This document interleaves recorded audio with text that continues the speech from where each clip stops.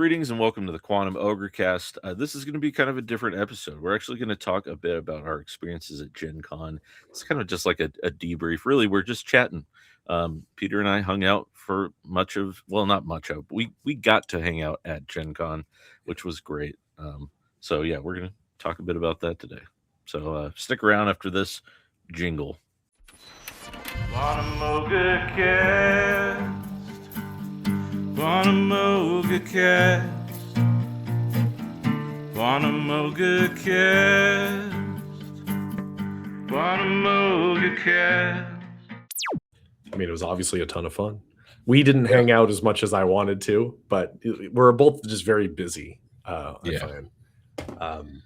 I loved the open table setup I did this year.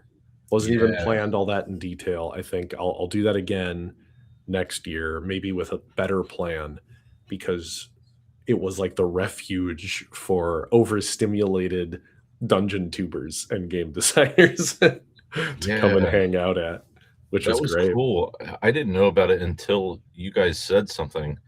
And we didn't actually plan this like ahead of time. We knew we wanted to do something, and then like the couple days before, we're like, maybe we could go check out the open tables, and it worked. Yeah, and it was nice for me as well, because I ended up running a game of Seven Delving Sins there. Awesome! Which I had no plan of like where I wanted to run it or who was for sure going to be there. But whenever I discovered that room where you could just set up a table as long as one's open. Yeah, it's a great resource, like you said. And, it ended up, like being a place for everyone to just hang out and play whatever. Like we played like a classic sort of card game, which I will not say the name of on here. Right. It has a vulgar name, but I never played that game, and that was cool. And we played. It was fun because I brought some prototypes, right? Got to play those a bit. Joust and Toast. Got to play those a little. My buddy and co-designer Daniel was at a different table on Friday running a bunch of sticky note comics. On Thursday, I ran some sticky note comics, RPG, just lots of little things. On Saturday, I went back and I played Vaesen. That Stephanie plays games, ran a session of Vaesen, and that was just at the open game tables, which was surreal because there was like Ben Milton, Baron de Rop, Indestructible, Evan Diaz, creator of Nimble, among others, of course. But like those were people I'd never really interacted with before, and there they were playing Vaesen with me. I really wanted to go to that game, and I'm beating myself up that I didn't. But I stayed out till like 2 or 3 that night before, just schmoozing and meeting game designers. So same. I'm not going to try to make that game before my pirate board game that I'm running, and then be just totally useless as a game master. So. You just gotta get on my level with my lifelong insomnia, which because I was out the same amount of time, and I was getting up at like 6:45 the next day. Just totally fine, honestly, just totally fine because I'm used to getting very little sleep. I don't know how you did that. That's crazy. But there was luckily for me, actually, I ended up running. So I ran a bunch of pirate board games, and it was like right down the hall from that room you're talking about. So I could like go run my games, run by, see if anyone was like playing anything out there, maybe jump into a game every now and then. But I was also pretty slammed schedule wise. Which, maybe one fun thing to talk about would be like, our experiences at a con to the capacity of like a Gen Con, and like even sort of like tips or like advice, about going to a con like that, because it really like it can be difficult to navigate all the things you want to do or like all your obligations sort of with like things that maybe just surprise you or are happening there that you don't know about. So it's a good idea to not book every waking hour. Or at least if you're going to book things that are panels, feel comfortable to not go to a panel you signed up for if it was free. I skipped panels. I put them on there just in case I didn't have anything else going on, and I would have liked to have gone to them, but it was go to this panel that I'm mildly interested in for an hour, or set up the open tables and play games with a bunch of content creators, right? I was like, well, I'm going to do the community building one of those two things. I'm going to hang out. That's what I did with my flex hours, but I didn't run as many games this year. Like I had scheduled a lot last year. I was running 8 hours of games a day. So I would not recommend doing that. No, and even with my limited number of games that I needed to run in order to get like a pirate board badge, I've still found that my schedule got slammed really quick. And not only that, but like walking, right? Like walking is huge. Yeah. You know, because unless There you is are travel someone, time. right? Yeah, unless you're someone who is gonna, you know, pay all the money to park constantly and stuff like that. Like I even had a car there, but I just left it in at the hotel the entire time because I didn't want to pay for parking. So I spent like 15 minutes every day going from the hotel to where my games were. And then, you know, if I wanted to go like drop off my backpack to come back and like, you know, just chill somewhere or like play another game, that's a 30-minute round trip, you know, just Yeah. to I feel you. It was offload. similar for me, you know, 15, 20-minute walk, depending on where I was. Well, 15 minutes to the convention center, and then sometimes another like 5 to 10 minutes to some side building or other event. And I was quite laden on the days I was running games because I had my big old game backpacks. I had like terrain and like a model train and all this like stuff, you know, all the razzle dazzle and giveaways. So yeah, I was like dripping sweat walking that thing all the way back. Because I feel like it wouldn't be faster to try to Uber because of how just much traffic Yep. there is. You know, I'll pay like a $20 Uber price to go, but I could just walk in 15 minutes. Yeah, in fact, I ended up taking advantage of those electric scooters quite a Yeah. bit, Smart. because I could still wear my backpack and Mhm. like scoot around for like a couple bucks. I think it was like $3, Yeah, $4 very most of the cost time. efficient. Yeah. Yeah. And time efficient. Like honestly, like you said, faster than an Uber, faster than trying to find parking, obviously faster than walking. So Yeah, and I walk a lot, like, in my daily life, so I was fine walking all weekend, like, I wasn't sore. My health is in decent enough shape to accommodate all the walking. Uh, I haven't caught the con crud yet that I can tell. I might be in the clear, we'll see, you know? I'm feeling okay. but yeah, even with using the scooters quite a bit, I probably got about 50,000 steps total. Oh, yeah. Checking out my like little Fitbit watch thing. Right. Yeah, I was getting, like, 10,000 a day, 10,000 steps or something. Yeah, easily. But yeah, other quick tips off just the top of my head is have snacks on you. Yes. Food is really expensive around the con, and have a water bottle and refill it at the free stations. Like take care of your body.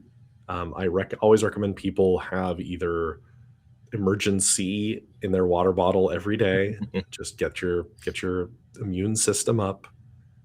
Try not to touch your face all that much. That's a main way that people communicate diseases is they'll be touching things and then they stick their fingers on their face, right? Like take care of yourself so you can properly enjoy the con. Hydrate. Well, even just to touch on what you said about food, there were a couple times when I'd meet someone, we'd walk into a restaurant and they were either out of food or they were so packed that we didn't have time to wait. So I missed a couple of meals because, you know, we looked at the line and we're like, well, I've got to game it. And you got to get to your next thing. Yeah. That's where pretty high protein bars really help. Something with a little bit of sugar, but not a lot. I highly recommend you don't get very sugary protein bars because they cause you to crash. They'll give you a boost and then you might sugar crash afterward. And you're in it for the long haul at Gen Con. For sure, especially if you're going to after parties or events after the main con, which are their own form of taxing. Yeah, for sure. Yeah, and just to dig into like some actual events and things that went on while we were there, Jordan, the PH is silent, invited me along to the D&D tower thing that was going on, which I hadn't originally planned to go to, but he had an extra ticket, and oh, that's awesome. How could I turn that down? Yeah. And I didn't make it to the keynote sort of event. I heard all the news about it afterwards, which, you know, it was like Star Wars, D&D, Dark Sun, Yeah. that kind of like product stuff that was coming Yeah. up. But I was blown away by their they had like a carnival event Yeah. indoors. And they pulled out all the stops. I mean, it felt like a real kind of carnival thing. They had all these little games that you could play. Yeah. A lot and better you could this year win. than last year. Last year D&D was like not really present. present as a brand. So it's good that they put some effort into it. And Dark Sun makes me excited. I'm a big Dark Sun fan. The other, I mean, Universes Beyond is like my least favorite thing about Magic the Gathering, and Yeah. not super excited about that in D&D, but that's okay. I'm not like the target audience really anymore for those products, so that's Sure, fine. yeah. But just to say that it was cool to see them Mhm. once again, like have such a big presence Yeah, at Gen Con, because it's such a big gaming event, and that they're like, I ran into Justice Armand, who's one of the newer designers that came after Jeremy and Chris Perkins. Yeah, J. Crawl and Perkins. After they went to Daggerheart. Yeah. So it was cool to talk to him for a bit, and then like some of the not Grimwood, that's Grim Hollow. Grim Hollow. Grim Hollow guys were there, so I ran into them once or twice, and just to see like the designers of D&D be present at the events was really cool. Yeah, they need to talk strategy here a little bit. The D&D brand is now faceless with the departure of J. Craw and Perkins. And a lot of these other very successful games that we're seeing these days have a face. There's somebody who you connect with in the community. Obviously at Darrington Press, they have a lot of faces that people connect with. But even like Pirate Borg, like Luke is like out there, right? As a community centered person, Matt Colville, right? Taryn Pounds, who made Vagabond. There's people that are like making their product associated with themselves, and that helps build community because there's a person. Yeah. And for a long time, like Chris Perkins was the guy who runs D&D like at Wizards of the Coast. Like, you'd see him running for everybody. As who will be next? Hope to see somebody rise to the challenge, right? Yeah, I didn't actually get to play any D&D official, but I definitely saw some games going on. I saw tables all around. I mean, it's still the biggest by far. That's not changing. Yeah, right. Absolutely. Yeah. I still play it very frequently. I'll be playing it at the time of recording. I'll be playing it on Friday, just 2 days from now, with my usual group. Nice. But yeah, there was some decent panels. I ended up skipping a lot of them, but shows wise, I went and saw Deficient Masters D&D but Monopoly live, which was very fun. I don't watch a lot of YouTube, and so, but like live performance, I thoroughly enjoy. Like watching on my like computer monitor on my phone, like it doesn't work for me. A lot of those kinds of shows, but seeing it live was hilarious, right? That was a lot of fun. Seeing these internet personalities was very cool. Very cool indeed.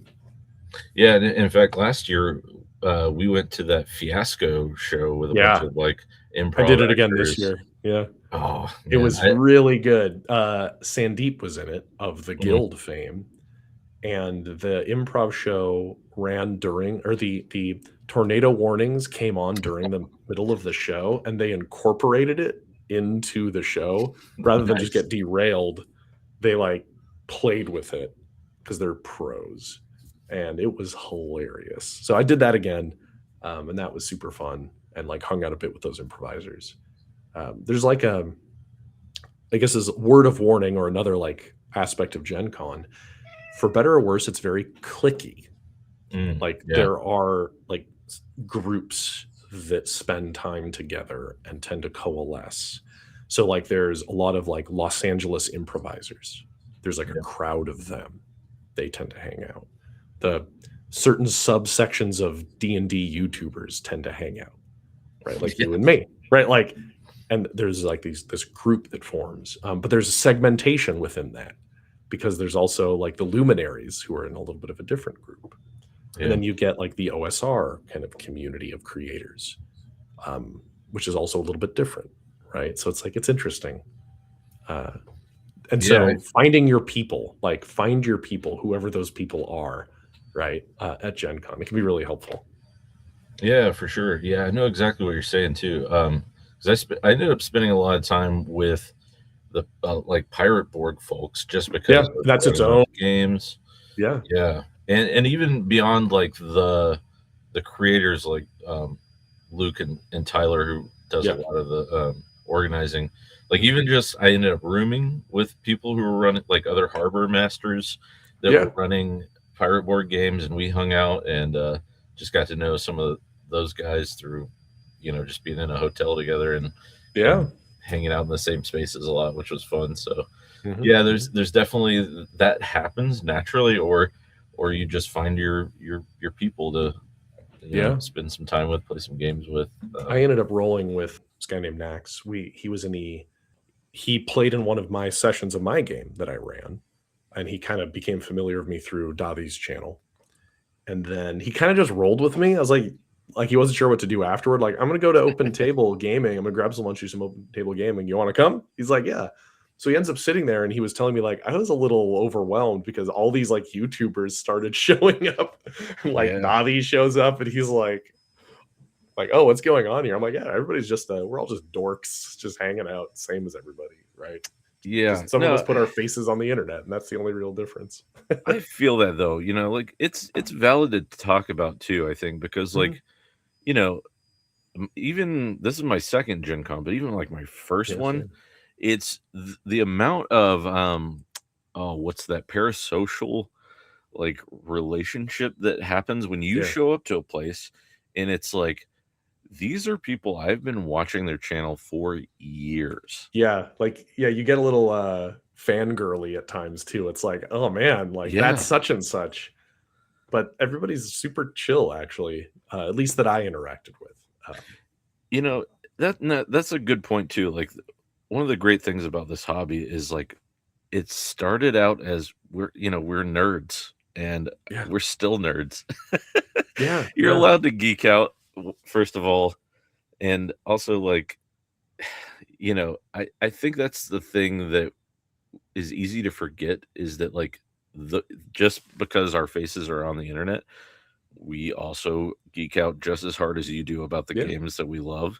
So like, and the creators, the bigger names and such. The first time I met Baron, for instance, I was like, he was such a big name to me in the space. And it's just stuff like that where you're like, you want to gush a little bit, which I think is valid and fine. I've been told I don't self-hype enough by other people. So this was like a running theme. But like, I ran into Will from D&D Shorts, and like, he was the nicest guy. Like, we chatted for a little while. Like, what a perfectly, chill dude. It's like, and he's big. Like, that's a big name, right? Well, just like you were saying, I ended up hanging out with Jorfdan, PH Silent Jorfdan. He was awesome, by the way. I've never hung out with him before. What a cool dude. Same. We messaged each other one time. I have to acknowledge this because he made fun of me for it the entire time we were there. He was actually my very first guest ever for Quantum Ogrecast.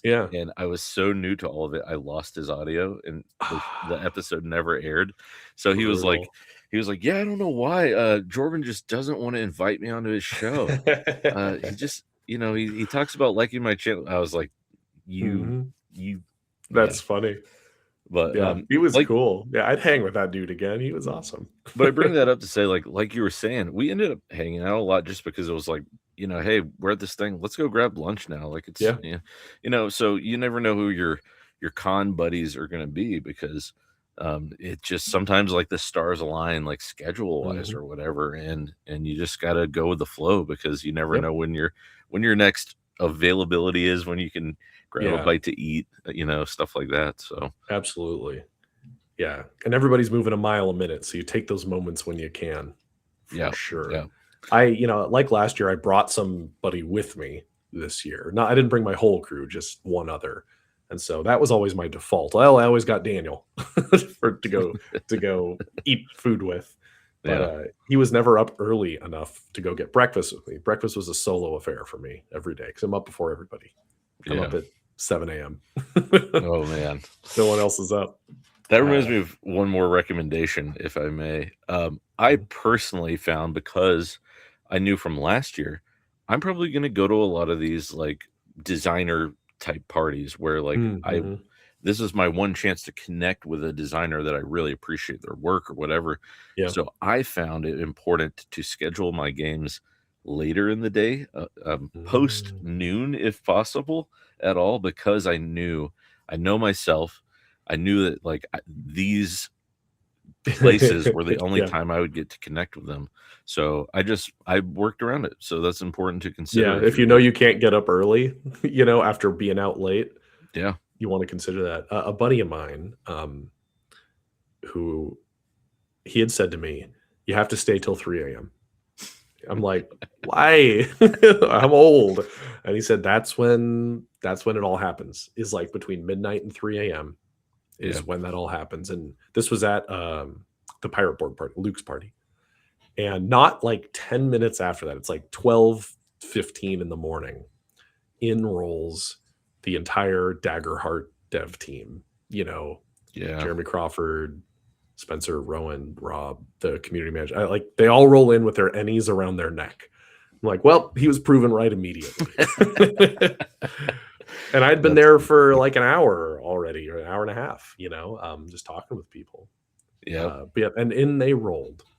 Yeah. And that might be like your one chance to, Yeah, pick that person's brain or like yeah, and ask and it was right, like, the insider info about Daggerheart, yeah. Well, whatever. I So really like talking to game designers. I do too. Yeah. you know, um, because we like have a shared language in that way. And a lot of game designers who are, yep, in the public sphere don't always get a chance to actually talk shop, like really dig Yeah. in, because that's not the mode of communication with the general audience. And so I ended up getting a chance to talk to Rob for like 30 minutes, one of the designers, Rob Hebert, on Daggerheart, which is super cool. He apparently watches my channel, which I was like, what? He's like, oh, I love your channel. I was like, well, really? Which was Nice. incredibly flattering. But yeah, it's super cool. Like, these game designers are remote. You just see the products, and when you actually get to talk to them, though, you realize just how smart these folks are, right? Like, Yeah.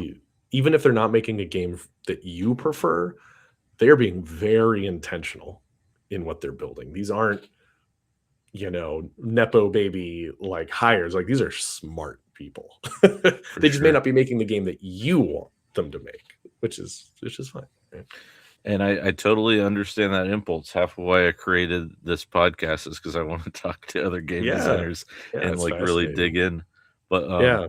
So, were there any games that's a natural segue. Were there any games you were looking for, like to buy or to talk to people about at this Gen Con? oh yeah, absolutely. So Thursday, as soon as the doors open, to the exhibition hall where all the games Mm-hmm. are that you can buy, I had two games that were must buys while I was there. And if you're listening to you're a fan of my channel, I like weird games. So those two games were Stonetop, which is Mm-hmm. that Yep. Quinns Quest did a really, really great review Yeah. on it. I'll link Yeah. it. Quinns Quest probably made the creator of that game quite a bit of money. Yeah, I would say. And so, knowing it was going to be there and knowing that that video exists and probably quite a few people would be interested in it, Yeah. I beelined for the plus one XP booth because Nice. they were selling it, and I wanted a physical copy because it's a gorgeous book. Yeah. First off, and then I went to the Pirate Borg booth because they were selling the Tuesday night games stuff, and I really wanted Father Fog, which is the new one. fairy tale horror companion to like the Mothership style games. Yeah. Yeah. So I definitely had to pick that up. That was like a Nice. must buy. How about you?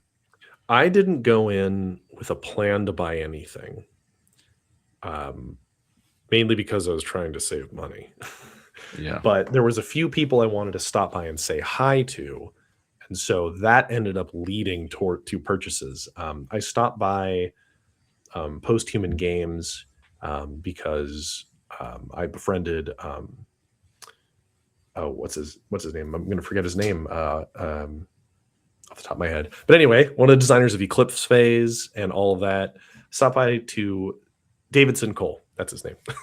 Stopped by to, just, hey, man, your booth's up again. I backed your project last year. He backed mine. Chatted for a bit.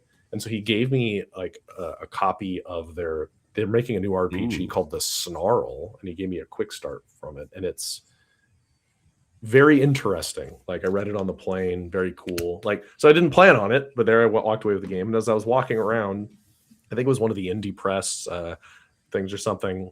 I showed you, like, I saw Coyote and Crow, and as a Weird West fan, I've had my eye on this for a while. Thing is chunky.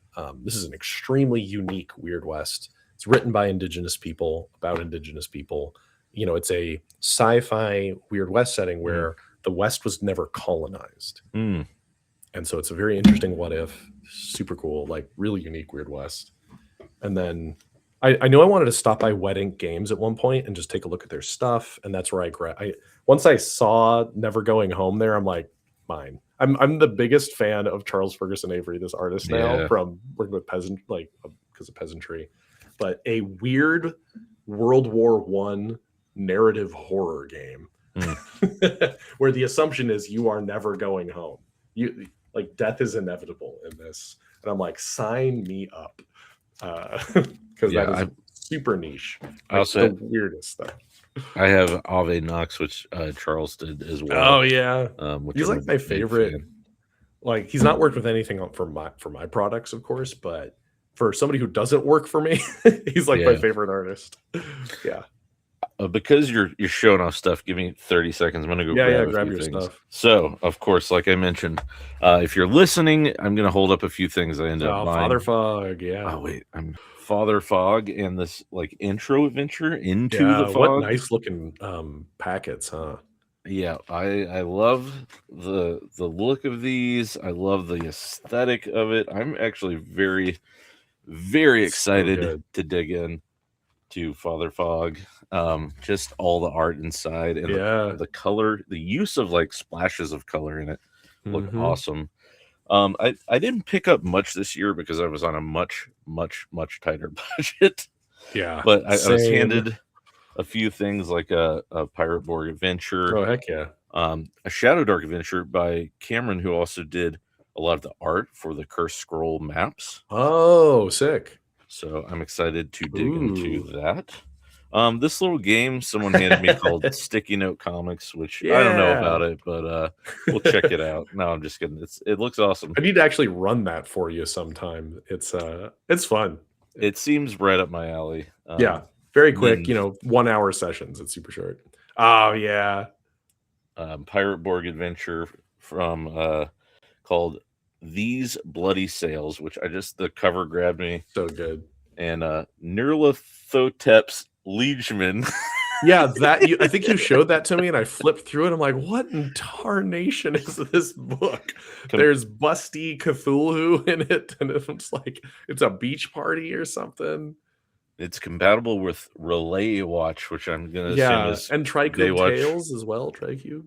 Yeah. So, anyways, that was like most of my stuff. I think I got like a DCC anthology adventure I've been wanting, and then like tried not to spend much. So yeah. And something that is a theme with all of these little products we just showed off is they had really good like walking by appeal. Yeah. Right. Like covers matter. I'm walking by and I saw this and I'm like, mine, gotta get it. Yep. Almost didn't even matter what's inside. Had to have it. Right. Yeah. It really does have an impact. There were a few things like that I had to say no to that I really wanted. I'm not going to name any specifics, but like there was a lot of cool third-party stuff at the Shadow Dark booth. And, I like me some Shadow Dark, so it was hard to resist. But I have heard. Yeah. Stay on budget. Stay on budget. Yeah. Because it was already, I had to travel far. So I'm already spending quite a bit. But a lot of what I picked up, Coyote and Crow was an expensive product, but Never Going Home was like $20 or something like that. You know, fairly small color. It's paperback, but in I believe this is comic book dimensions. Like this is graphic novel dimensions. It's not, you know, like A5s or something, or US letter. It's bigger than normal. Ooh, I almost dropped magic cards on my head, but it looks like a trade back kind of size. Like kind of that size, which is not a normal form factor. But as I've kind of mentioned to people, boy, the layout on this is rough, but that's okay. Can still be cool. You can still have a cool game even with a rough layout. Okay. Yeah, for sure. What? Speaking of games, was there anything? Did you actually have time to play in anything, or were you just running? The only thing I played was Vaesen. Okay. With Stephanie Plays Games, and now I had never played Vaesen before. I had read the book, but like so many games, I study them more so than play them because I don't have the time, and I need people to run them for me. And it was awesome, but it was an 8-player game or something like that, 7 or 8 players. And so it was more than the system wanted to have, I would say. But Stephanie handled it like a pro. Vaesen is really cool. I mean, the buy-in of that setting is already so easy for me that like I'm there. Yeah. And so I had a lot of fun doing that. But I didn't play any other games. So as soon as I started doing the open table, I was expecting only a handful of people to show up. Something like 20 to 30 people showed up each day. Wow. So I entered host mode to make sure that everybody had stuff to do. So I didn't actually get a chance to like sit down and play a lot during those times.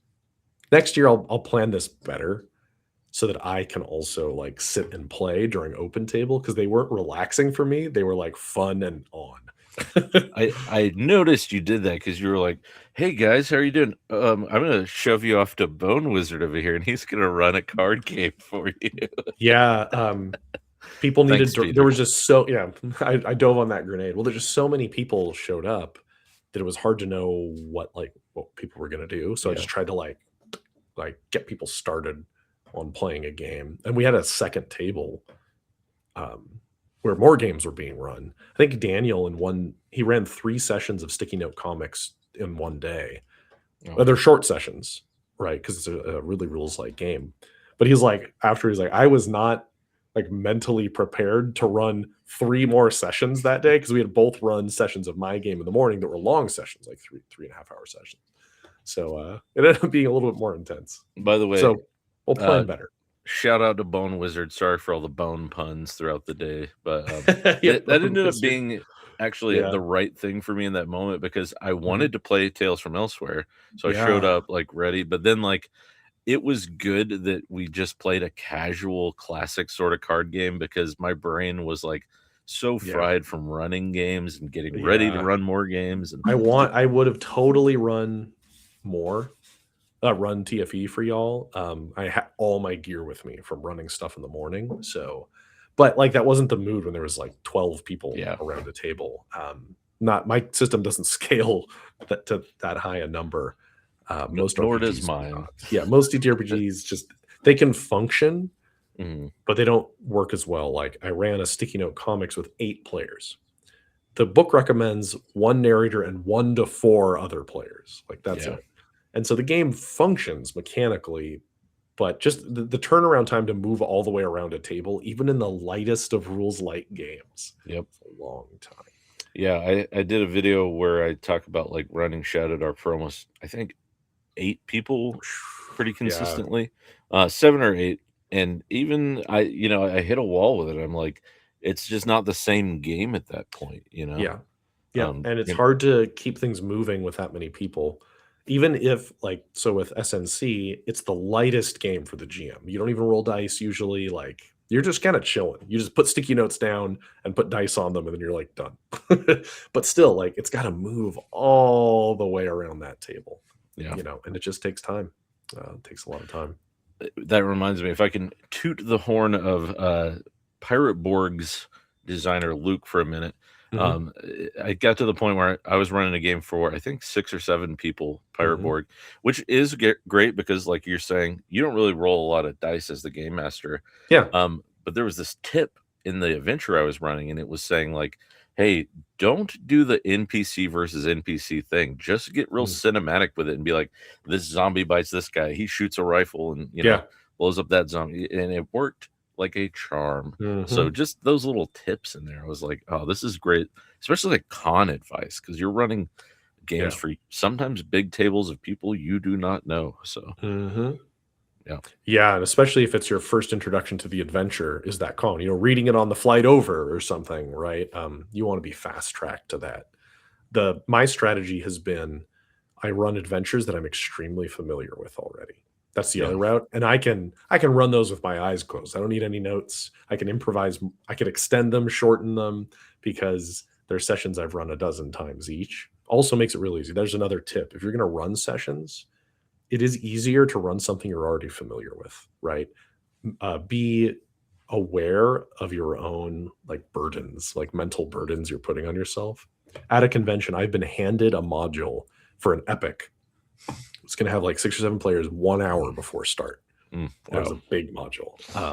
And you just got to cram. It's not pleasant. When I was running, I had papers everywhere, on the floor, trying to find everything I needed, because it wasn't a very well organized module, just printed out. So that's not ideal, right? Running something you're familiar with helps a lot. Because it can be unpredictable in a convention. You're not sure who's going to show up and what the mood is going to be. Here's a hilarious thing that happened. I have to tell this story now since you brought that up. I ran into Luke and Tyler at the Pirate Borg party after I'd just run a game of Pirate Borg. And here's what's funny. I almost rewrote or renoted the entire adventure I was going to run. And then the day that I went to run it, I left that notebook back at the hotel. And I just remember being like, screw it, it's Pirate Borg. It's Pirate Borg. You got to get a 12, right? That's hit a 12. This is half the system.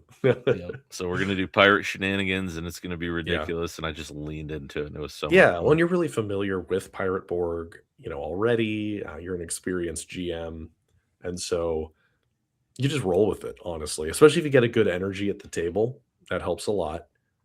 When Pirate Borg invites, it has such strong theming that people can buy in really fast. Everybody's watched Pirates of the Caribbean or something, right? Everybody knows pirates. Buy into that, and you get going.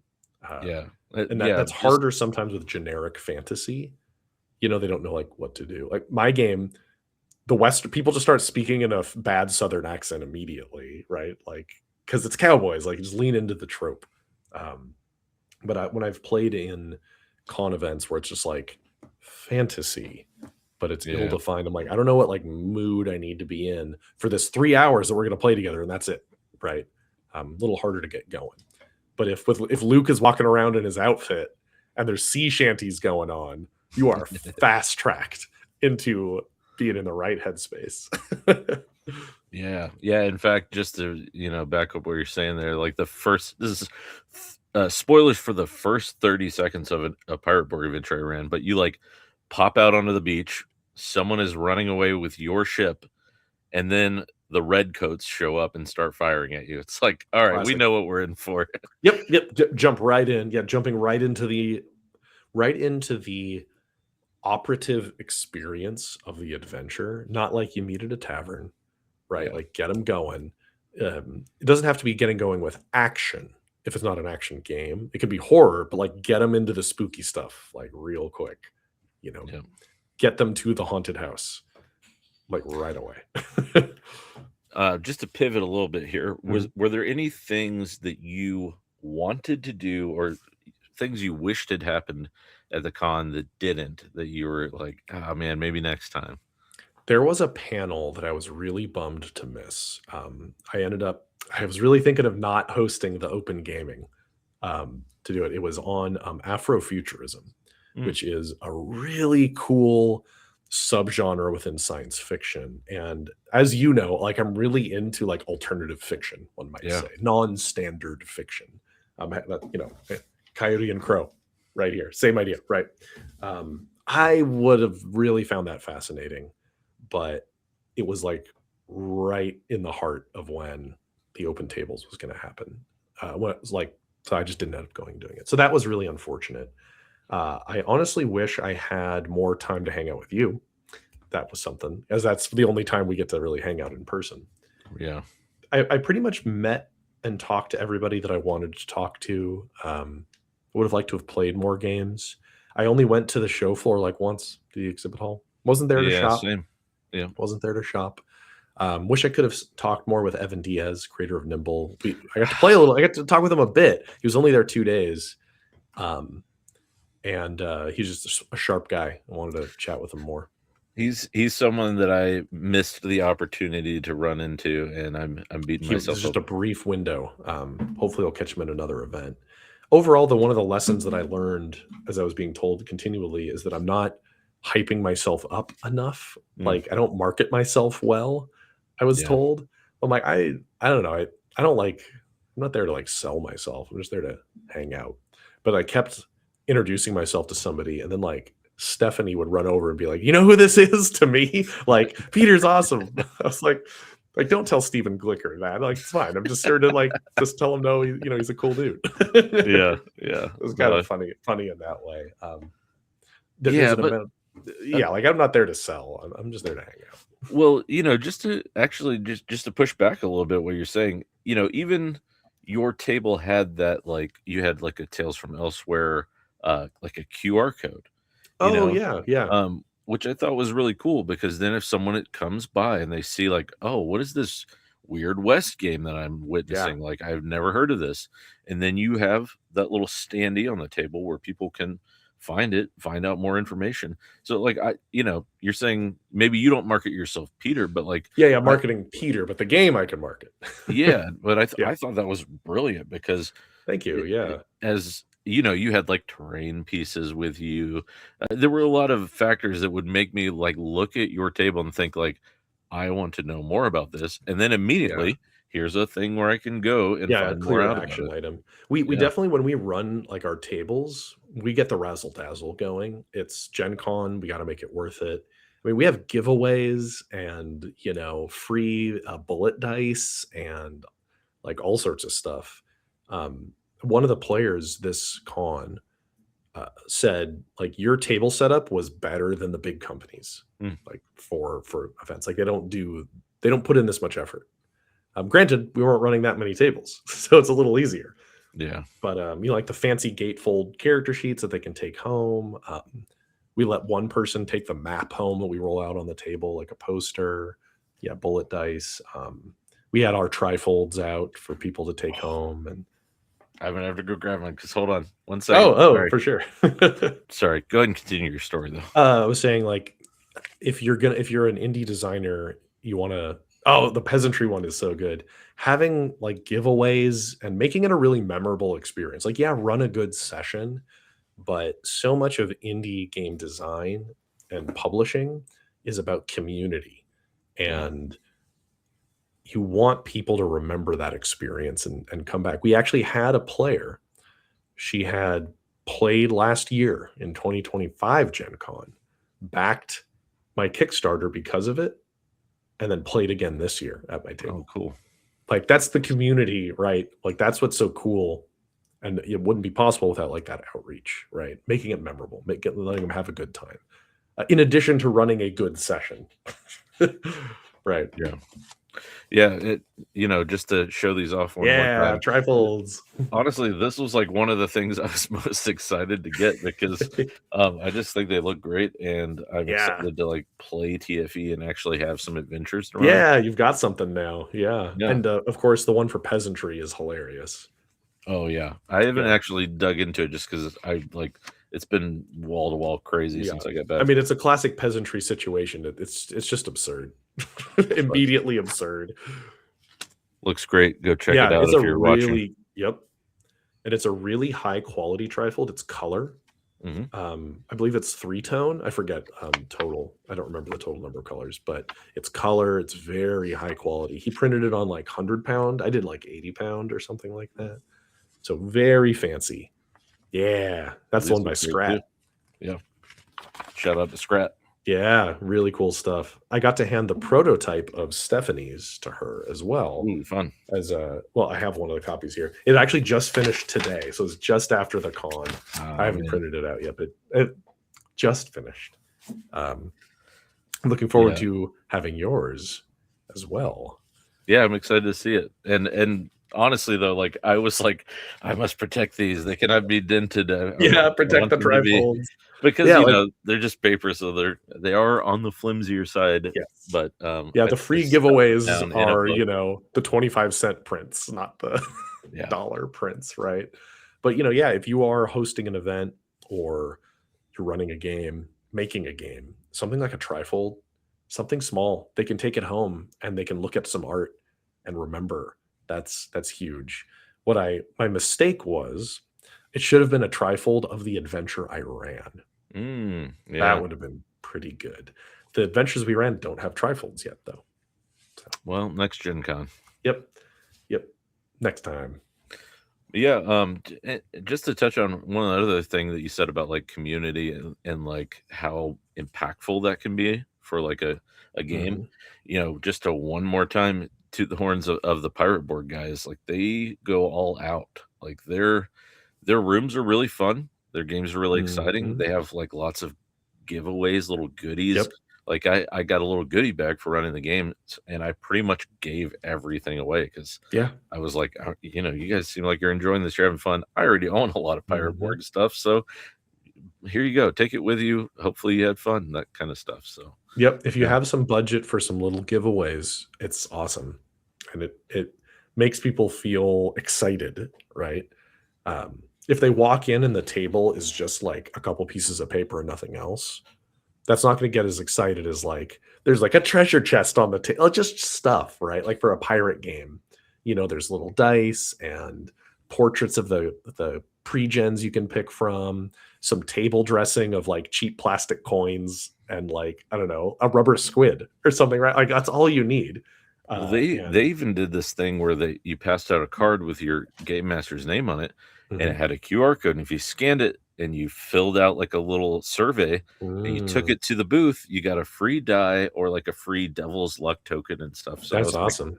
that's Do they work through Lurking Fears for their GMing, or um, do they do it directly? Lurking Fears is one of the big like GM GMing services that does the cons. So I was wondering. I think both. They Okay, have that their makes sense. own. Yeah, they're Um, big, so they can like pay to have people run.